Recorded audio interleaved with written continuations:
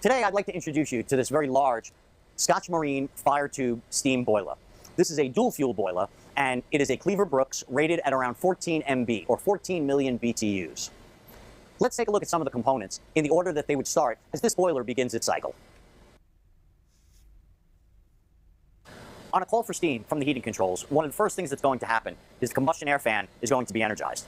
This fan is going to draw air in from this room and blow it through the combustion chamber to purge it of any combustibles that may be present in there from the previous cycle. Air is let into the boiler room through an outside air damper.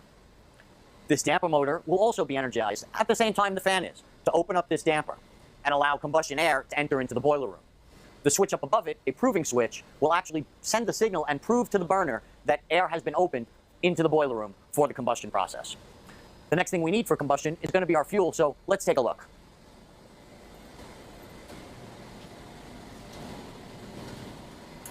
This is our main gas line and our gas train. A large gas pressure regulator, which regulates the gas pressure to the burner. We also have a smaller 3/4 line that has its own gas pressure regulator. This is for the gas pilot. Regardless of which fuel you're using, natural gas or any of the fuel oils, a natural gas pilot is going to be used to light up that fuel. We have a high and low gas pressure safety.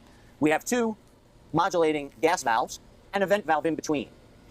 This vent valve is used to vent any gas that may get trapped between the two motorized valves during the off cycle.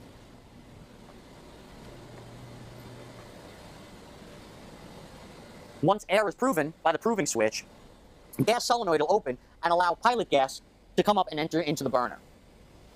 A spark igniter will create a spark across that pilot gas, causing that pilot gas to ignite. Once that flame is lit, a flame sensor, a flame rod, or a fire eye once again must prove to the main gas valves that a pilot is present to light the main gas. Otherwise, the process will not continue. Once pilot flame is proven, the main gas valves will open, allowing main gas to enter into the burner through a valve being controlled by a modulating motor. This particular burner is a fully modulating burner. There are many different types, from the simple on-off, which is used for small residential applications, but also very inefficient. You can have a high and low fire boiler, meaning it has two capacities, usually with two gas valves or a two-step gas valve. A fully modulating burner, which is controlling the air-to-fuel ratio with one modulating motor. Or you can have even higher efficiency burners, which use individual modulating motors on the fuel valve and on the air to get a very precise match on the air-to-fuel ratio, significantly increasing the combustion efficiency. Once main gas is lit, this modulating motor is going to modulate that air-to-fuel ratio based on the demand. As the steam pressure goes up, the modulating motor will reduce the fire. And as the steam pressure goes down, it will increase the fire, trying to match the amount of fuel burned based on what is needed or required in steam pressure. Once main gas is lit and the boiler is fired and in operation, the gases of combustion, or the leftover from the burnt fuel, get sent through the fire tubes. They pass through the boiler and transfer their heat to the water that's surrounding those tubes in our Scotch Marine boiler. Now that we've taken a look at the operation of this boiler with natural gas, let's take a minute to look over some of the components for the fuel oil system.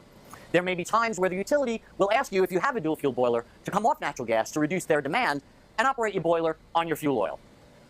This number 2 fuel oil is being pumped over from the fuel oil tank. It's passing through some strainers, over to the burner, to the main oil pump. This oil pump is discharging and pressurizing that oil and sending it into the burner, where it is actually mixing with compressed air to increase the pressure and provide air for combustion. This air and fuel mixture is then sent into the burner and lit by the same natural gas pilot, just as the natural gas was lit previously. Those gases of combustion, once again,